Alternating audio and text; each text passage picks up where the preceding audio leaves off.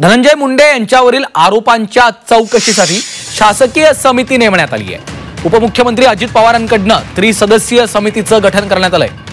एका आठवड्यामध्ये ही समिती आपला अहवाल देणार आहे। 2023-24 आणि 2024-25 मध्ये बीड जिल्हा नियोजन समितीनं निधी वाटपाला प्रशासकीय मान्यता दिली होती। त्या निधी वाटपात दुजाभाव झाल्याचा आरोप विरोधकांनी केला होता। त्याचीच दखल घेत अजित पवारांनी शासकीय चौकशी समिती नेमलेली आहे। या समितीचा अहवाल आल्यानंतर आता त्यामध्ये नेमकं काय समोर येतं हे पाहणं महत्त्वाचं आहे।